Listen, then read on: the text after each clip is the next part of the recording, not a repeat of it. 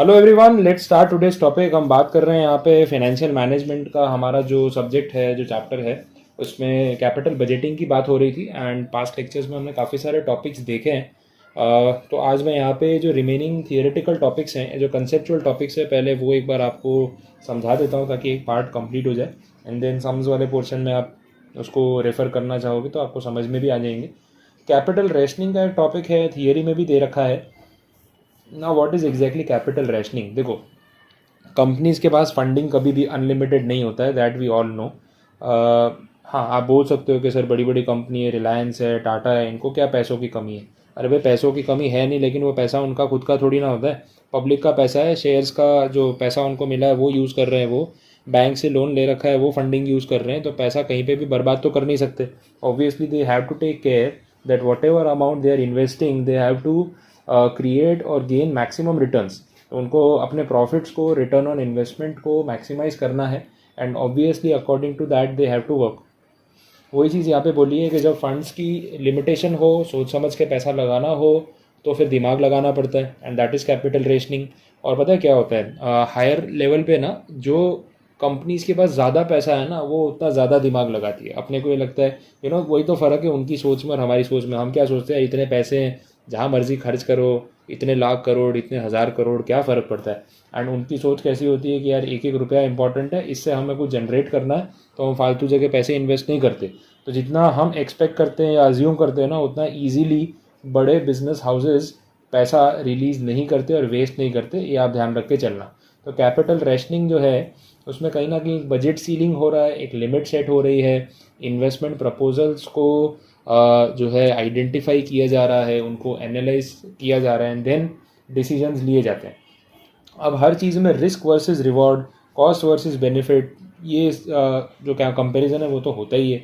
तो उन्होंने इस टॉपिक में हमें अलग अलग मेथड्स बताए हैं कि कैसे हम रिस्क और रिवॉर्ड का कंपैरिजन कर सकते हैं ऑल। तो वो यहाँ पे एक एक करके मैं आपको समझा देता हूँ। इलस्ट्रेशन भी दे रखा है, आपको समझने में बिल्कुल परेशानी नहीं होगी। रिस्क इवैल्यूएशन, या फिर आप बोल सकते हैं सेंसिटिविटी एनालिसिस, कि जितना हम रिस्क लेते हैं उसके सामने कितना रिवॉर्ड मिलने के चांसेस हैं। कभी भी ये मत बोलना कि सर ज़्यादा रिस्क लेने से ज़्यादा रिवॉर्ड मिलता है, तो ले लेते हैं ना, फिर रिस्क का जब पता ही है कि ज़्यादा रिवॉर्ड मिलने वाला है। ज़्यादा रिस्क लेने का मतलब ये है कि अगर आपको रिवॉर्ड मिला तो रिवॉर्ड भी बहुत ज़्यादा हायर हो सकता है, और अगर लॉस हुआ तो लॉस भी अच्छा खासा होगा। It goes both the sides, ठीक है। तो it can be on any of the side, ऐसा आप बोल सकते हो। तो जितना हायर प्रॉफिट का चांस है, उतना ही बड़े लॉस का भी तो चांस रहता है ना, ये हमेशा ध्यान रखने का। और फिर आप ऐसे रिस्की प्रोजेक्ट्स में इन्वेस्टमेंट करो। अब देखो, रिस्क को मेजर करने के अलग अलग तरीके होते हैं, उन उन चीज़ों पे आपको थोड़ा यहाँ पे ध्यान देना है, और उसके अलग अलग तरीके ही यहाँ पे समझाए हुए हैं और कुछ नया नहीं है। आपने स्टैटिस्टिक्स पढ़ा हुआ है, you already know what is the situation. तो स्टैटिस्टिक्स में एक टर्म होता है that is called standard deviation. Deviation का मतलब हम वहाँ पे ऐसा समझते हैं, हाँ, अगर आपने फॉर्मूला रट्टा मारे हैं सिर्फ और दिमाग कभी लगाया नहीं है तो बात अलग है। बाकी अगर कंसेप्चुअली आपने पढ़ा है, तो स्टैंडर्ड डेविएशन का मतलब ये होता है कि जो एवरेज या जो मीन होता है, ठीक है, जो भी ऑब्जर्वेशंस आपको दे रखी है, जिसको आप एक्सआई बोलते थे, उसका जो भी एवरेज निकलेगा, दैट एवरेज इज एक्स बार, ठीक है। तो हर एक ऑब्जर्वेशन अपने एवरेज से कितना डेविएट करती है, ऐसे बोलते हैं कितना ऑसिलेट करती है, कितना मूवमेंट है उसके अंदर, भाई ये एवरेज है। और हर एक ऑब्जर्वेशन कितना ऑसिलेट करती है, उससे कितना दूर तक जाती है, तो that deviation is showing the risk which exist, ठीक है। अब जैसे मैं कोई स्टॉक की बात करता हूँ, अगर रिलायंस का शेयर आज 2000 रुपये का है, तो आप बोलोगे सर ये कितना वोलेटाइल है। वोलेटाइल का मतलब कितना भाव ऊपर नीचे होता रहता है। मैंने बोला ज़्यादा नहीं, 2-3% से ज़्यादा तो मूव होता नहीं है। 2000 का शेयर है, ज़्यादा से 2050, 2060, अच्छा गिरेगा तो 1900 या 1920, 1930, 1940, 1950, इसी रेंज में रहता है। तो बहुत ज़्यादा वोलेटिलिटी या मूवमेंट नहीं है, स्टेबल है। तो आप 2000 का आज खरीद भी रहे हो ना, तो you don't have to worry कि रातों रात वो 1900 का हो जाएगा या 1500 का हो जाएगा, ऐसा नहीं होगा। तो आपको भी लगता है कि हाँ ठीक है, फिर मैं इसमें 2000 लगा सकता हूँ कि मेरा पैसा एकदम से नहीं डूब जाएगा। अच्छा, कुछ कंपनीज में सीधा लोअर सर्किट लगता है, 5% नीचे, 10% नीचे, 15% नीचे, और उतनी ही आपकी हार्ट बीट ऊपर, ठीक है। तो वो एक अलग मैटर है। वैसा इन्वेस्टमेंट करने से पहले अपने सोचेंगे ना कि इतना वर्थ है भी या नहीं। क्यों ना कोई बेटर प्रपोजल ढूंढे। सेम चीज़ यहाँ पे हो रही है। जब स्टैंडर्ड डेविएशन की मैं बात कर रहा हूँ तो डेविएशन मीन्स रिस्क। जितना ज़्यादा एवरेज डेविएशन या स्टैंडर्ड डेविएशन होगा रिस्क उतना ज़्यादा होगा, ये आप मान के चलो, ठीक है। तो इसके लिए अब स्टैंडर्ड डेविएशन का जो फॉर्मूला है ये यहाँ से जनरेट नहीं हो रहा है, ये आपके स्टैटिस्टिकल सब्जेक्ट में से ही जनरेट हो रहा है। एक्स माइनस एक्स बार, ठीक है, उसकी फ्रीक्वेंसी के साथ उसको समेशन किया है, X minus X bar whole square into F, उसका summation and then divide by again the total of the frequency या नंबर ऑफ ऑब्जर्वेशंस, जितने भी आप बोल सकते हो। तो ये फॉर्मूला यूज़ करके आप स्टैंडर्ड डेविएशन कैलकुलेट कर सकते हैं। जब अभी इलस्ट्रेशन आएंगे, सम्स आएंगे, तो वहाँ आपको इसका प्रैक्टिकल एप्लीकेशन मिल जाएगा। तो आपको अगर दो प्रोजेक्ट्स में से कोई एक सिलेक्ट करना हो तो आप दोनों का स्टैंडर्ड डेविएशन निकाल लो। जिसका स्टैंडर्ड डेविएशन ज़्यादा होगा वो ज़्यादा रिस्की होगा, और हम वही प्रोजेक्ट सिलेक्ट करते हैं जिसमें रिस्क कम हो। तो अगर दो प्रोजेक्ट्स है, दोनों में 10-10 लाख रुपए का इन्वेस्टमेंट है, तो फिर स्टैंडर्ड डेविएशन जिसका लोअर होगा मैं वो सिलेक्ट करूँगा, क्योंकि उसी 10 लाख में मुझे कम रिस्क वाला प्रोजेक्ट मिल रहा है, तो वो बेटर है फिर, ठीक है। और अगर कहीं पे ऐसा हो कि जो एवरेज या जो मीन है दैट इज़ डिफरेंट, या इन्वेस्टमेंट जो हम कर रहे हैं एक प्रोजेक्ट में 10 लाख है, एक में 12 लाख है, ऐसा कुछ है, तो फिर कैसे कंपेयर करें। तो वहाँ पे आपके पास एक सेकंड ऑप्शन रहता है या फर्दर ऑप्शन रहता है, that is finding the coefficient of variation. अगर आप कोएफिशिएंट ऑफ वेरिएशन निकालेंगे तो that is a unitless calculation. Coefficient of variation का अगर आपको ध्यान में हो, कोई यूनिट नहीं होता है, क्योंकि स्टैंडर्ड डेविएशन को जब मीन से डिवाइड करते हैं तब हमें मिलता है कोएफिशिएंट ऑफ वेरिएंस या फिर वेरिएशन। तो आप वो फाइंड करके कंपेयर कर लो। उसमें भी जिसका कोएफिशिएंट कम होगा वो लेस रिस्की होगा, जिसका कोएफिशिएंट ज़्यादा होगा वो मोर रिस्की होगा। इतना आपको ध्यान रखना है, ठीक है। रिस्क एडजस्टेड डिस्काउंटिंग रेट वाला जो सम है, मैंने आपको पिछले लेक्चर्स में करवाया है कि भाई जितना रिस्क ज़्यादा होगा इन्वॉल्व, उतना इन्वेस्टर्स की एक्सपेक्टेशन हायर होगी, तो वो लोग डिस्काउंटिंग रेट ज़्यादा मांगेंगे। तो हमने ऐसा एक सम भी देखा हुआ था कि जो रेट ऑफ रिटर्न, जो डिस्काउंटिंग रेट आप बोलते हो, वो रिस्क के साथ साथ बढ़ता जाता है। तो अगर कोई प्रोजेक्ट में रिस्क 0.5 है तो वहाँ पे हो सकता है कि आपको बोला हो 10% डिस्काउंटिंग रेट लेना है। दूसरा प्रोजेक्ट जो सामने है उसमें रिस्क है 0.8, तो हो सकता है कि आपको 14% लेना पड़े। तो ऐसा कुछ कैलकुलेशन करके आपको अलग अलग रेट्स दिए होंगे, तो जैसा आपके प्रोजेक्ट में रिस्क, डिस्काउंटिंग रेट आपको उसके करस्पॉन्डिंग सिलेक्ट करना होगा। दिस इज़ नथिंग न्यू, ये फॉर्मूला में ऐसे सब भर भर के देते हैं। डायरेक्ट सम का आप अप्रोच देखो, बेटर है। सर्टेनिटी इक्विवेलेंट भी मैं समझा चुका हूँ, वापस नहीं रिपीट करा रहा हूँ। डिसीजन ट्री है, डिसीजन ट्री वाला ये जो टॉपिक है मैं आपको समझा देता हूँ। This is very important and a practical concept कि डिसीजन ट्री होता क्या है। पहले तो मैं आपको ये बताता हूँ कि डिसीजन ट्री का क्या कंसेप्ट है। एक जनरल एग्जाम्पल ले लेते हैं। तो डिसीजन ट्री में ना हम रिवर्स कैलकुलेशन करते हैं, ठीक है। शॉर्ट में लिख रहा हूँ डिसीजन ट्री एनालिसिस। इसमें हम रिवर्स कैलकुलेशन करते हैं। रिवर्स कैलकुलेशन का मतलब क्या है वो समझो। देखो, जैसे होता है ना कि आपको आपका एग्ज़ाम सेंटर है, आपको एग्ज़ाम सेंटर पे पहुंचना है, एग्ज़ाम का टाइम है दोपहर के 2 बजे का। तो आप कैसे डिसाइड करते हो कि भाई कितने बजे मुझे घर से निकलना है, कितने बजे पहुंचना है। हम है ना एक्चुअली में रिवर्स कैलकुलेशन करते हैं। हम ये देखते हैं कि एग्ज़ाम सेंटर मेरे घर से सपोज़ 1 घंटे का डिस्टेंस है, तो सेफ़र साइड, क्योंकि एग्ज़ाम है, हम और आधा घंटा जल्दी निकलेंगे, जल्दी पहुंचेंगे चलेगा, लेकिन लेट नहीं पहुंचना है, ठीक है। तो हम सोचते हैं कि 12:30 PM ही निकल जाए। दिस इज़ द मार्जिन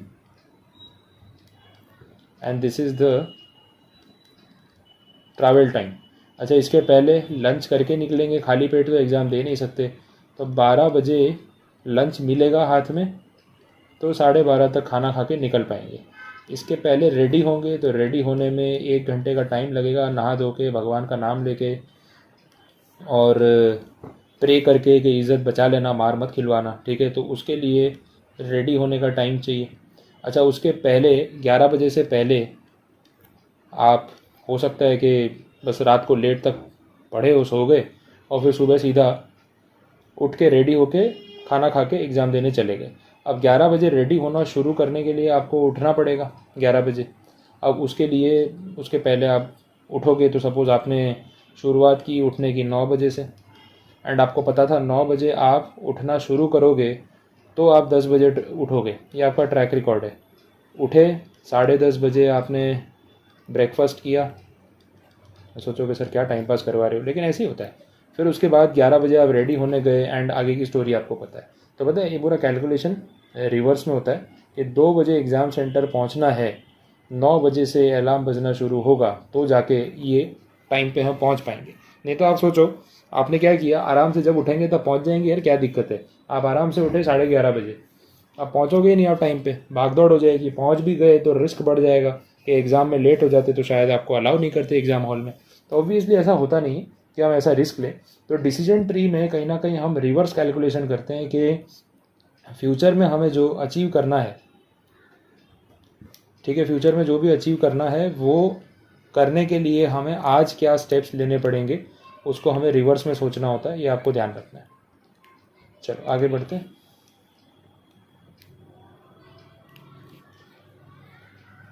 ठीक है, चलो देखें डिसीजन ट्री क्या बोल रहा है। थियरी पे आ जाते हैं। थोड़ा डेटा होगा अपने सामने तो इन्वेस्टमेंट और वो सब के बारे में बात करने में ज़्यादा मज़ा आएगा। एक्स कंपनी है, उसके पास एक अपॉर्चुनिटी है कुछ स्कीम में इन्वेस्ट करने की जो 2 साल तक चलेंगी, और स्टार्टिंग में 1 लाख रुपये इन्वेस्ट करना है। इनिशियल इन्वेस्टमेंट सारी स्कीम में सेम ही है। कॉस्ट ऑफ कैपिटल 15% है, उसका भी टेंशन नहीं है। और estimated possible cash flow after tax दे रखा है। फिर क्या बोला है, ईयर एंड पे, मतलब आज तो 1 लाख रुपए लगा दिए, अब 1 साल के एंड पे कैश इनफ्लो कितना आएगा उसकी अलग अलग पॉसिबिलिटीज़ हैं। 3 पॉसिबिलिटी है हमारे सामने। पहला 40,000, दूसरा 60,000, तीसरा 80,000। तो ये पॉसिबिलिटी सारी जो हैं वो आपके सामने दे रखी है। अब ये बोला कि फर्स्ट ईयर में क्या कैश फ्लो आता है उस पर डिपेंड करेगा कि सेकेंड ईयर में क्या क्या कैश फ्लो आएगा। ठीक है, अच्छा इसके चांसेस कितने, फर्स्ट ईयर में 40,000 आएगा, इसके चांसेस है 30%, 60,000 आएगा उसके 40% एंड सो ऑन। ठीक है, फिर ये बोला कि सेकेंड ईयर में जो कैश फ्लो है वो इन 3 में से कुछ भी हो सकता है और उनकी प्रोबेबिलिटी भी है डिपेंडिंग ऑन फर्स्ट ईयर। मतलब अगर फर्स्ट ईयर में 40,000 कैश फ्लो हुआ तो सेकेंड ईयर में ये सिचुएशन बनेगी। अगर फर्स्ट ईयर में 60,000 कैश फ्लो हुआ तो सेकेंड ईयर में ये सिचुएशन बनेगी, और अगर 80,000 हुआ तो थर्ड ईयर में ये सिचुएशन बनेगी। तो सिचुएशन जो है वो डिपेंड करती है ईयर 2 की, कि भाई ईयर 1 में क्या हुआ है उस पर ईयर 2 की सिचुएशन डिपेंड करती है। पहले आपको ये चीज़ माइंड में क्लियर कर लेनी है। अब मुझे ये गिनना है कि ऐसी सिचुएशन में मेरा एक्सपेक्टेड एनपीवी क्या होगा, क्योंकि देखो जहाँ प्रोबेबिलिटी होती है वहाँ एवरेज पे काम होता है। तो एक्सपेक्टेड वर्ड अपने आप आ जाता है, क्योंकि कुछ भी एक्यूरेट नहीं होने वाला है, सब कुछ प्रोबेबिलिटी पे डिपेंड करेगा, एवरेज पे डिपेंड करेगा। अब देखो अगर फर्स्ट ईयर का कैश फ्लो 40,000 निकलता है, ठीक है, तो सेकेंड ईयर का कैश फ्लो एग्जैक्ट तो मिलेगा नहीं, तो हमें क्या करना पड़ेगा, मल्टीप्लाई कर करके इनको सबको प्लस करना पड़ेगा, तब जाके हमें एक्सपेक्टेड अमाउंट मिलेगा। एक्सपेक्टेड का मतलब होता है एवरेज, इससे ज़्यादा कुछ नहीं। ठीक है, अब देखो इसका कैलकुलेशन करेंगे तो कैसे करेंगे, यहाँ पे सॉल्व किया हुआ है तो मैं आपको वैसे ही बता देता हूँ, कोई ज़्यादा परेशानी होगी नहीं आपको।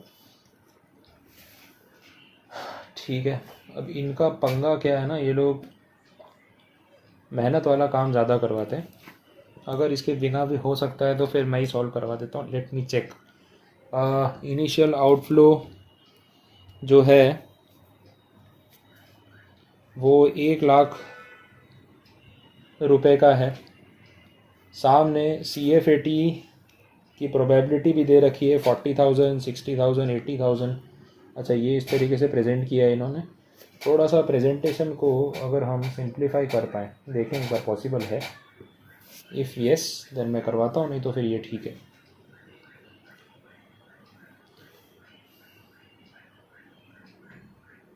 वैसे तो कोई प्रॉब्लम वाली बात नहीं है।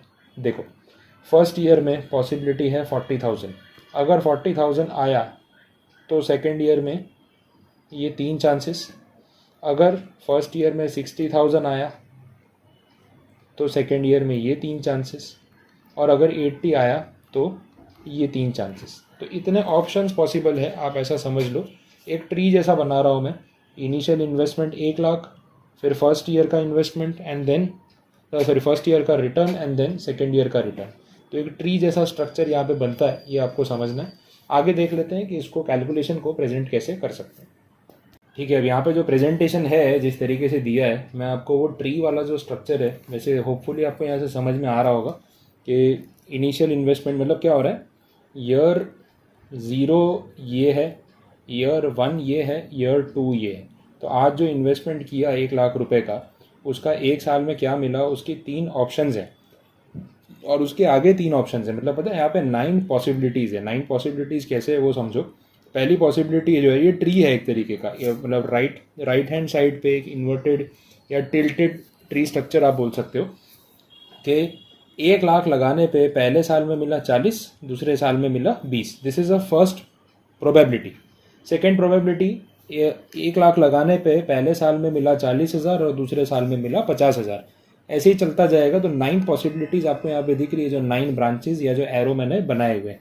अब हर एक ब्रांच की अपनी प्रोबेबिलिटी होगी, जो हमें यहाँ पे पहले तो समझनी है। इन्होंने यहाँ पे वही किया हुआ है, आप देख लो कि ये कैसे हो रहा है और कैसे नहीं। अब इसको जिस तरीके से इन्होंने प्रेजेंट किया, मैं उसको थोड़ा सा आपके लिए सिंप्लीफाई कर देता हूँ, क्योंकि इसमें समझाने जाऊँगा ना तो आप बोलोगे सर कुछ समझ ही नहीं आया। और वो शायद आपको लग भी रहा होगा, मुझे ही लग रहा है कि ये पता नहीं समझ में आ रहा होगा या नहीं। तो देखो, 1 लाख रुपए, जैसे 9 ऑप्शंस है ना, तो इसको आप पाथ या ब्रांचेस बोल सकते हो।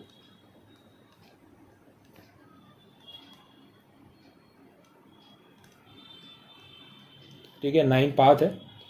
इनिशियल इन्वेस्टमेंट सब में 1 लाख रुपए है, तो ये तो सेम ही रहने वाला है, इसमें तो कोई फ़र्क है नहीं, ये पूरा सेम रहेगा। अच्छा, ईयर 1 में जो हम इन्वेस्टमेंट कर रहे हैं वो कितना है, 40,000। मतलब सॉरी, जो कैश फ्लो आ रहा है दैट इज़ 40,000 और डिस्काउंटिंग रेट है अपना 15%। तो हम उसकी प्रेजेंट वैल्यू निकाल के कंसिडर कर सकते हैं कि पीवी या जो प्रेजेंट वैल्यू हम बोलते हैं वो कितना आएगा। तो कैसे कैलकुलेट करूँगा मैं इसको, मैं कैलकुलेशन करूँगा कुछ इस तरीके से कि भाई 40,000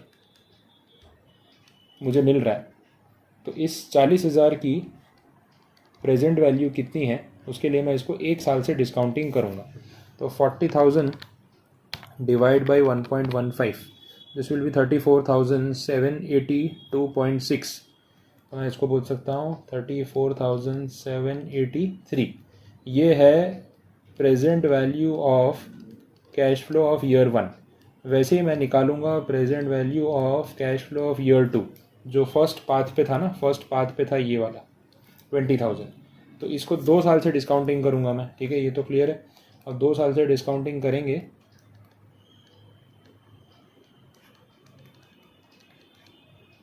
तो कुछ इस तरीके से होगा, 20,000 डिवाइड बाई 1.15 2 बार इक्वल टू ये आएगा 15,122.8 है, मतलब 123।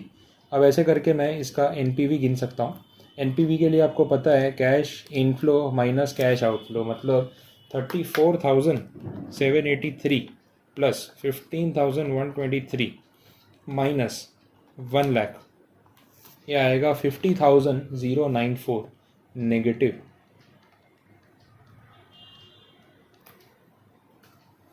देखो, वो राउंडिंग ऑफ का इफेक्ट है, 10-20 रुपये ऊपर नीचे आएगा, लेकिन दिस इज़ द एनपीवी। पता चला ये। अब पॉइंट ये है कि ये होने के चांस कितने हैं। ये एनपीवी 50,000 आएगा क्योंकि 9 ऑप्शंस हैं।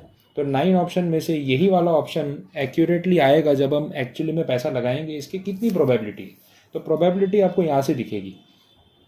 देखो, पहले तो 40,000 होने की प्रोबेबिलिटी 0.3 और फिर 20,000 होने की प्रोबेबिलिटी 0.2।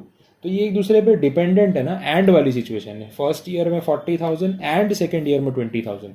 तो 0.3 इंटू 0.2 जॉइंट प्रोबेबिलिटी निकलेगी, and that joint probability is 0.06। तो आप जब 50,000 में मल्टीप्लाई करोगे तो आपको मिलेगा एक्सपेक्टेड एनपीवी। देखो, पॉइंट ये है कि जब एक्चुअली में हम प्रोजेक्ट में 1 लाख लगाएंगे तो जो हमारा आंसर आएगा, जो रियल एनपीवी आएगा ना, वो ये कॉलम में से कोई एक आएगा। ये जो कॉलम आपको दिख रही है ना पूरी, इस कॉलम में से कोई ना कोई एक आंसर आपका एक्चुअली में आने वाला है। बट पॉइंट ये है कि हमें लेना है डिसीजन कि इस प्रोजेक्ट में इन्वेस्ट करें या ना करें। तो उसके लिए हमें कुछ एवरेज अमाउंट चाहिए। अब आने को मेरा एनपीवी 50,000 नेगेटिव भी आ सकता है, आने को मेरा NPV 60,000 पॉजिटिव भी आ सकता है। तो मैं 60,000 देख के फैसला करूं या -50,000 देख के, दैट इज़ द पॉइंट। तो उसके लिए हम करेंगे इनका एवरेज करने के लिए यूज़ करेंगे प्रोबेबिलिटीज़ को यूज़ करके ये सारे एवरेज अमाउंट मिलेंगे। इनका होगा टोटल आ रहा है 10,411 पॉजिटिव है। इसका मतलब एवरेज NPV पॉजिटिव है, इसका मतलब कि हम रिस्क ले सकते हैं। एटलीस्ट ये नंबर हमें पॉजिटिव होने के साथ ये शो कर रहा है कि क्योंकि नेगेटिव नहीं आ रहा है तो यू कैन ट्राई, फिर भी लॉस होने का चांस उतना ही रहेगा। आपने 10,000 पॉजिटिव देख के भी इन्वेस्ट कर दिया तो भी हो सकता है कि 6% चांसेस 0.06 की प्रोबेबिलिटी थी कि आपका NPV सबसे लोवेस्ट आ जाए -50,000, तो इट इज़ स्टिल पॉसिबल। तो कहीं ना कहीं ये एक गैम्बल जैसा है, ठीक है। तो आज ही हम 1 लाख रुपए लगाने से पहले आगे क्या होगा इसका डिसीजन या इसका कैलकुलेशन करके फिर फैसला कर सकते हैं। एक बार आपने 1 लाख लगा दिया, फिर आप सोचो देखते हैं क्या होता है, तो वो ऐसा चांस थोड़ी ना होता है। फिर तो जो हो गया वो झेलना पड़ेगा। लेकिन आज ही अगर आप फ्यूचर को ध्यान में रख के रिवर्स में आके कैलकुलेट कर लो कि तब के 20,000 आज कितने, 1 साल बाद के 40,000 आज कितने, तो you can calculate it today before investing, and that is more important. तो ये है आपका डिसीजन ट्री का स्ट्रक्चर जो आपको यहाँ पे ये समझाने की कोशिश कर रहे हैं, ठीक है। तो आई होप ये समझ आया होगा। ये फॉर्मूला जो लिखते हैं ना इतने भयंकर से, पता नहीं कौन सी भाषा में लगते हैं, इसके पीछे मत भागो, लॉजिक को समझो और जैसे बताया वैसे कैलकुलेट करो, आंसर बनेगा। सेंसिटिविटी एनालिसिस यहाँ पे थियोरेटिकली दिया हुआ है, प्रैक्टिकली नहीं दिया हुआ, अभी जाने देते हैं। अब सिमुलेशन भी डाल दिया। सिमुलेशन टेक्निक आप छोड़ दो, फैक्ट बता रहा हूँ। सिमुलेशन मैंने पढ़ी हुई है, CA फाइनल में हम सॉल्व करते थे ये जो टेक्निक है वो, लेकिन इसके जो सम्स होते हैं ना वो MCQ पेपर में नहीं आ सकते। नो पॉसिबिलिटी के MCQ में वो पूछ सके, बिकॉज एक सम होता था 6 to 10 मार्क्स के वेटेज का जब हम इसको सॉल्व करते थे, क्योंकि इट टेक्स टाइम। 2 टेबल्स बनाने पड़ते हैं और फिर कैलकुलेशन करना पड़ता है, तब जाके आंसर आता है। 1 मार्क के MCQ में पूछना पॉसिबल नहीं है। ये रखने वाले को सोचना चाहिए कि जब सब्जेक्टिव पेपर है ही नहीं तो ऐसे टॉपिक डाल के क्यों अननेसेसरीली वॉल्यूम बढ़ा रहे हो। तो ये वॉल्यूम बढ़ाने वाली चीज़ है। अनसर्टनिटी वाले में कुछ नया नहीं है, रिपीटेशन है। देखो वही नाम आ रहे हैं वापस, जो इतना पढ़ाया आप उसको देख सकते हो। प्रोबेबिलिटी, एक्सपेक्टेड NPV, देखो वापस बता देता हूँ, एक्सपेक्टेड NPV प्रैक्टिकली देख लो। कैश फ्लो आपको दे रखा है इन ईयर 1 कि इतना इतना हो सकता है, उसकी प्रोबेबिलिटी इतनी इतनी है। एक्सपेक्टेड वैल्यू यहाँ से पता चल जाएगी। This is average. एक्सपेक्टेड का मतलब this is average. This just helps you in taking a decision. This is not the actual NPV which you are going to incur or achieve. This is only an average number which helps you to take a decision. ये आपको सोचना है, ठीक है। इसके बाद बाकी calculation में कुछ नया नहीं है। फिर आ गया स्टैंडर्ड डेविएशन। यहाँ पे फॉर्मूला में एक गड़बड़ है कि ये माइनस है, ठीक है, ये मिस्टेक है। दिस इज सब्ट्रैक्शन माइनस, वही तो था अभी जो देख रहे थे ना, x minus X bar whole square into उसकी फ्रीक्वेंसी के बदले यहाँ पे आएगा प्रोबेबिलिटी, ठीक है। तो कोई कैलकुलेशन है और कुछ नहीं है। स्टैंडर्ड डेविएशन इसका मतलब होता है रिस्क, ठीक है, डन। बाकी मुझे इसमें आपको कुछ समझाना नहीं पड़ेगा। इसका नीचे का कैलकुलेशन आप देख लो, सम देख लो, आप समझ में आ जाएगा क्या हो रहा है। 2 प्रोजेक्ट्स दिए, एक प्रोजेक्ट X एक प्रोजेक्ट Y, दोनों को गिन के देखो, जिसमें स्टैंडर्ड डेविएशन ज़्यादा आ रहा है वो ज़्यादा रिस्की। जैसे ये प्रोजेक्ट Y में बोल रहे हैं स्टैंडर्ड डेविएशन फाइनली 2098 समथिंग आ रहा है और यहाँ पे 1095 आ रहा है, तो सीधी बात है ना, 1095 में रिस्क कम है, 2098 में रिस्क ज़्यादा है, इम्प्लाइड है। फिर कोएफिशिएंट ऑफ वेरिएशन भी मैंने आपको बताया, ये रिपीट हो रहा है टॉपिक तो मैं वापस उस पर नहीं जा रहा हूँ। प्रोबेबिलिटी डिस्ट्रीब्यूशन अप्रोच, तो probability independent cash flows over time, देखो है तो रिपीट, अगर कहीं सम्स में कुछ आया इसके रिगार्डिंग तो मैं ले लूँगा, बाकी आप यहाँ इलस्ट्रेशन से टैली कर पाओगे। अननेसेसरी रिपीटेटिवली टाइम मत वेस्ट करो इसके पीछे, स्टेटिस्टिकल पार्ट है।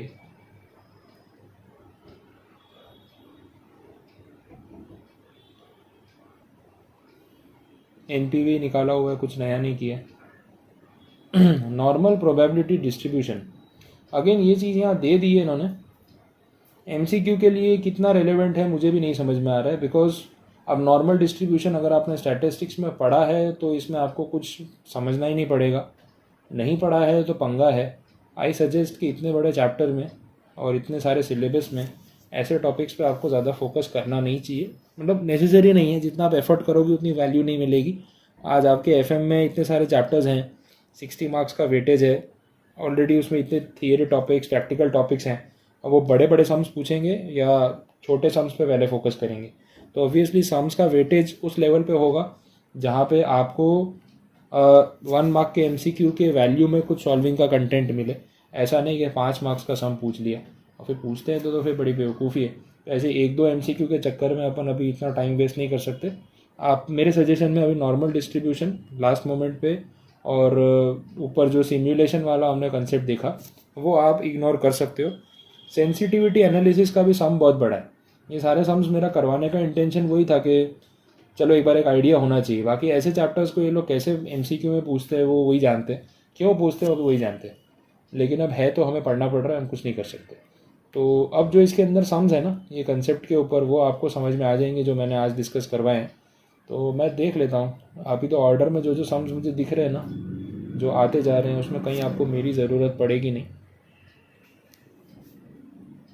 एक बार तो उठा के देखो, सॉल्यूशन तो है ही आपके पास, नहीं समझ आए तो भले आप पूछो। एक ये ARR वाली जो फालतू चीज़ है ना ये बतानी बाकी थी, बता देता हूँ। चलो आइए तो ख़त्म करते हैं इसको भी। Average rate of return, return on investment, इसको ROI भी बोलते हैं, तभी भी यही फार्मूला लगता है। इसका फार्मूला है average profit after tax divide by average investment. Average investment का मतलब इन्होंने निकाला है opening value of investment plus closing value of investment divide by 2।